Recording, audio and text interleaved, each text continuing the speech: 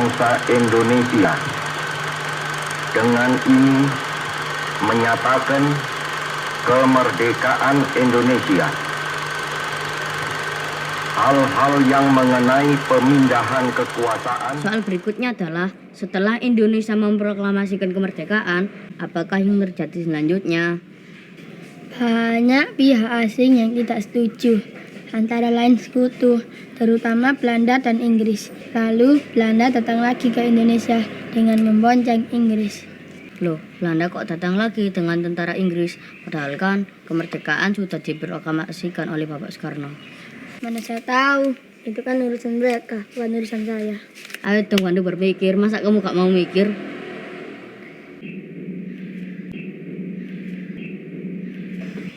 Assalamualaikum. Waalaikumsalam. Kenapa kalian kok ribut-ribut? Ini loh Kak, Ahmad gak mau bantu mikir, padahal kan ini tugas berdua. Males ah. Kok males? Mau jadi anak pintar tuh nggak boleh males. Sini Kak, bantu jelaskan. Wah, setuju sekali. Coba, apa pertanyaannya? Mengapa Belanda kok datang lagi dengan tentara Inggris? Padahal kan kemerdekaan sudah diproklamasikan oleh Bapak Soekarno. Oh, itu gampang sekali. Sebelum Kakak jelaskan, yuk kita tepuk pintar. Tepuk pintar. Aku sehat, aku rajin belajar, aku pintar. Yes, yes, yes. Apakah kalian sudah siap belajar? Siap Kak. Kak. Oke, kita lanjutkan. Hai teman-teman semua, pada video ini kita akan belajar perjuangan bangsa Indonesia dalam mempertahankan kemerdekaan dan meneladaninya dalam tindakan sehari-hari. Simak terus ya. Nah, yuk kita mulai dari pertanyaan tadi. Kenapa kok Belanda datang lagi? Simak baik-baik ya ceritanya.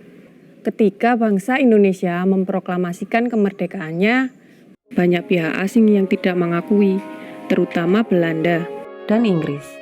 Mereka datang lagi ke Indonesia dengan tujuan melucuti atau mengambil senjata tentara Jepang dan membebaskan tawanan perang sekutu. Tetapi kedatangan mereka tidak menghormati proklamasi kemerdekaan dan kedaulatan bangsa Indonesia. Akibatnya, perlawanan rakyat terjadi di mana-mana. Untuk mempertahankan kemerdekaan Indonesia dilakukan dengan dua cara, yakni perlawanan fisik atau kontak senjata dan non-fisik atau perundingan antara tahun 1945 sampai dengan tahun 1949. Sekarang, Kakak jelaskan satu persatu perlawanan fisik terjadi beberapa kali, di antaranya. Pertama, pertempuran 10 November 1945 di Surabaya yang diperingati sebagai Hari Pahlawan. Kedua, Palagan Ambarawa tanggal 15 Desember 1945 di Ambarawa, Jawa Tengah. Insiden ini bermula dari sekutu membebaskan dan mempersenjatai tawanan secara sepihak. Ketiga, Bandung Lautan Api tanggal 23 Maret 1946. Insiden ini bermula dari ultimatum sekutu, meminta senjata yang diperoleh dari tentara Jepang untuk diserahkan kepada sekutu. Namun, rakyat Bandung menolaknya, bahkan membakar kota Bandung agar tidak dikuasai sekutu. Itu tadi perlawanan fisik, sekarang non-fisik. Pertama, perundingan Linggarjati. Indonesia diwakili oleh Sultan Syahrir dan Belanda diwakili oleh Profesor Sermerhon. Namun, Belanda mengingkari perjanjian ini dan melancarkan agresi militer Belanda I pada tanggal 21 Juli 1947. Kedua, perjanjian Renville yang dilaksanakan di atas kapal USS Renville, Amerika Serikat. Belanda lagi-lagi mengingkari isi perjanjian Renville dan melakukan agresi militer Belanda II pada tanggal 19 Desember 1948. Ketiga, konferensi meja bundar atau KMB di kota Den Haag, Belanda. Salah satu hasil KMB adalah Belanda akan menyerahkan sepenuhnya kedaulatan kepada Republik Indonesia Serikat pada akhir bulan Desember 1949. Pengakuan kedaulatan Indonesia dilaksanakan tanggal 27 Desember 1949 di Belanda dan di Indonesia. Setelah perjanjian tersebut, maka berakhirlah penjajahan dan kekuasaan Belanda atas Indonesia, juga menandai berdirinya negara Republik Indonesia Serikat. Nah, adik-adik, kalian sebagai generasi penerus bangsa, hendaklah selalu menghargai jasa-jasa para pahlawan dan selalu ikut menciptakan rasa cinta tanah air.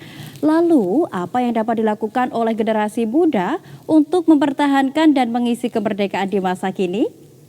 Sebagai warga negara, kalian juga memiliki tugas mengisi kemerdekaan dengan cara bekerja keras dengan sungguh-sungguh untuk meningkatkan kualitas diri dengan cara belajar.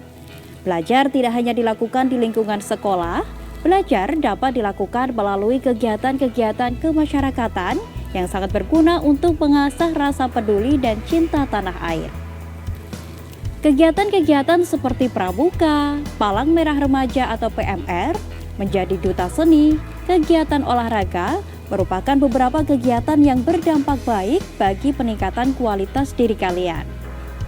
Perjuangan pelajar sebagai generasi muda saat ini tidak lagi mengangkat senjata dan berlaga di medan perang melawan penjajah.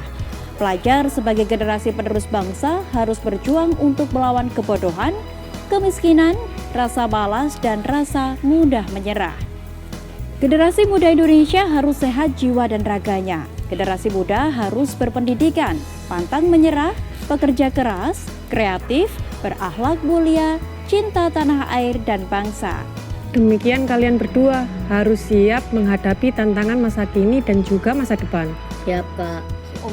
Ahmad itu sudah azan. Sholat dulu, nanti kita lanjut lagi diskusinya. Oke, siap. Kalau mau sholat nggak usah bawa HP. Siap, Kak. Loh Albert, kamu nggak ikut sholat? Loh, Kakak lupa ya kalau saya non-muslim. Oh iya, kakak lupa. Nah, adik-adik yang di rumah, meskipun kita berbeda agama, berbeda suku, kita harus saling toleransi agar Indonesia tetap jaya di mata dunia.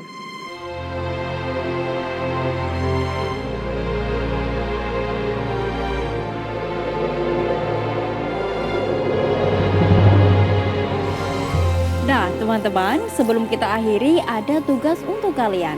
Buatlah leaflet tentang perjuangan bangsa Indonesia dalam mempertahankan kemerdekaan pasca proklamasi. Jika tugasmu sudah selesai, tempelkan pada mading di sekolah kalian. Sampai jumpa.